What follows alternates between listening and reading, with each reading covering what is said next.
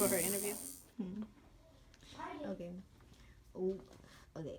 How much time and money planning did it take before opening your business? Mm. For a successful opening or the first time I opened?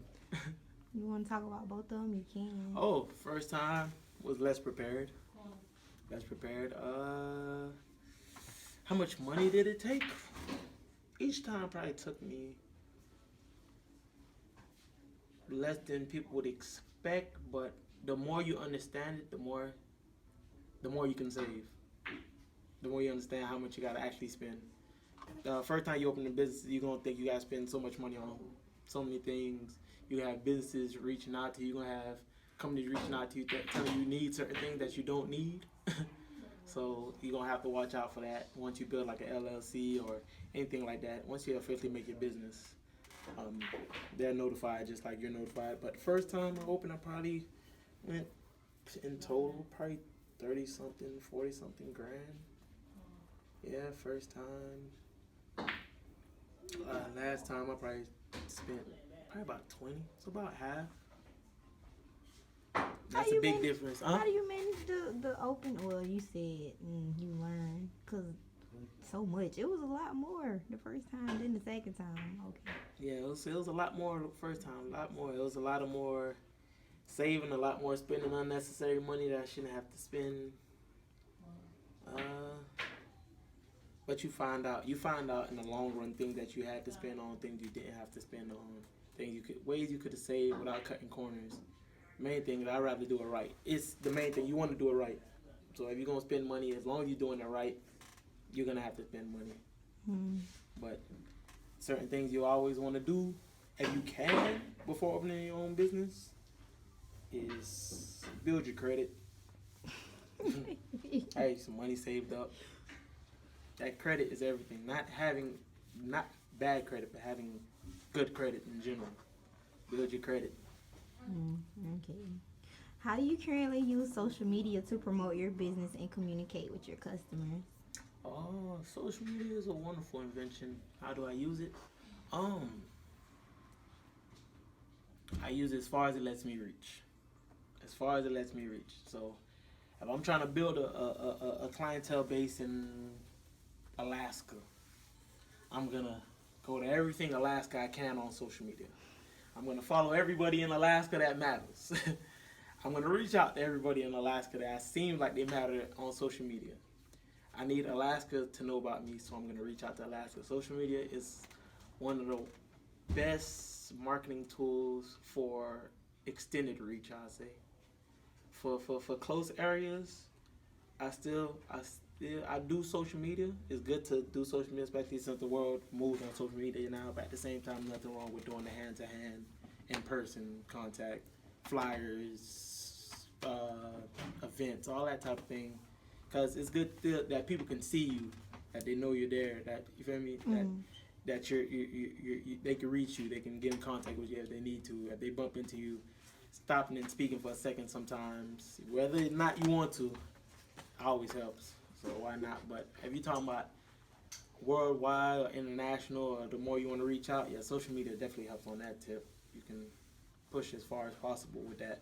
Use every basis. Understand, do not be too good to follow people or like people things or think that you're less of anything. This is a business. You want people to come in. You don't want their likes. You want their money. You want their business. You don't want their likes. You don't care. You want the likes if it's bringing you business. But what's the point of having 5 million likes with $5 in your bank account? Okay. What is the worst experience you've had while operating your business? Mm.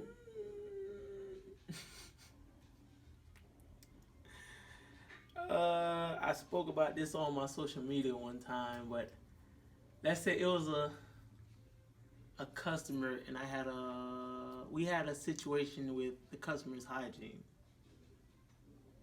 That was a rough situation. I've had situation, but that was a rough situation.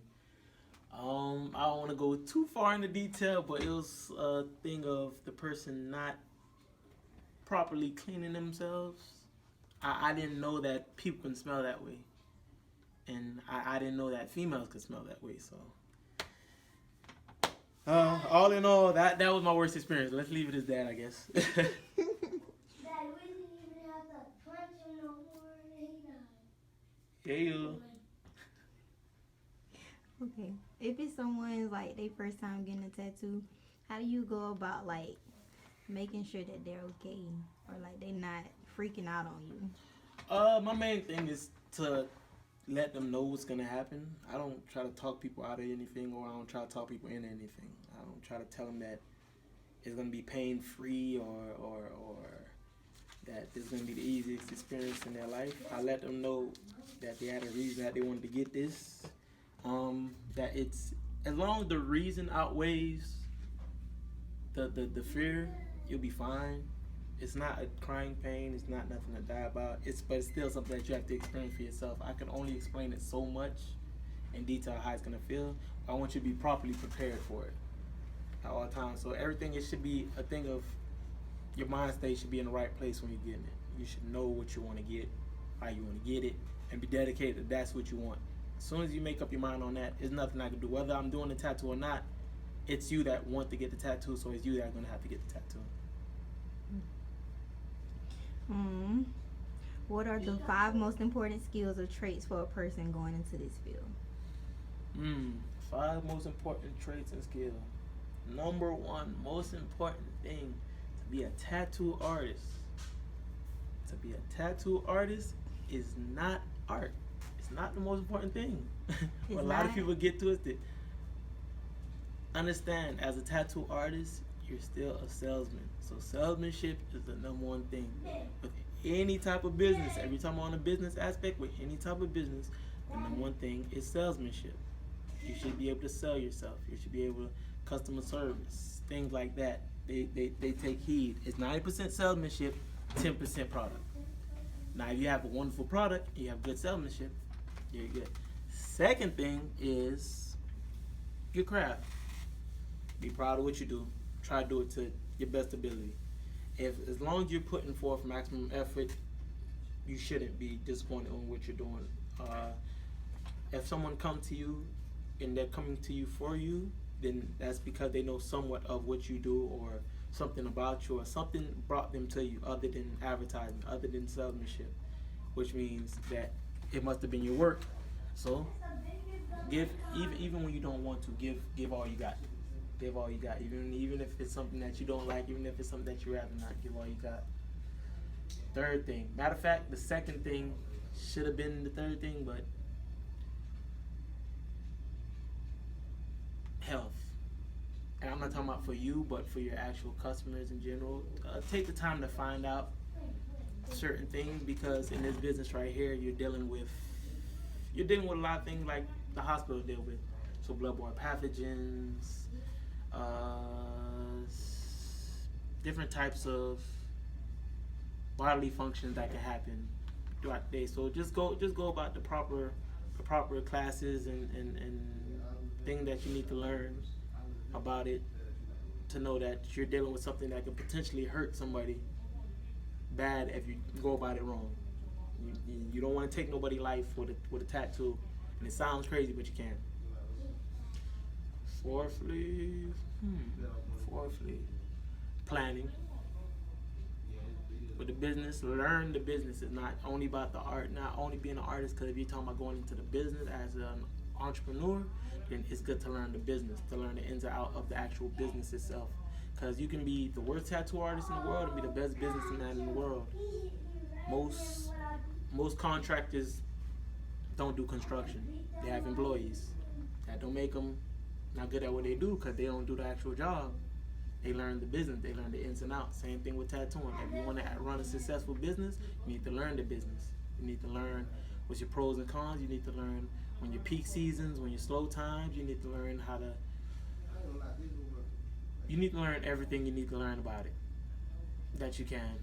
All the information is available to you. And fifth, just have fun. It got to be something that you love. If it's not something that you want to do, entrepreneurship, and even especially with tattooing, it got to be something that you love. Do not chase it for the dollar. Do not chase it for the dollar. You can chase whatever you love in life and make money off it. I don't care what it is, it's a way to make money off of it. But if art isn't it for you, or tattooing isn't it for you, or just the business aspect of it isn't it for you, you're not gonna give your all into it. You're gonna get tired of it. You're gonna have moments that you hate it, and the difference in when you love something and you don't is when time get rough, you see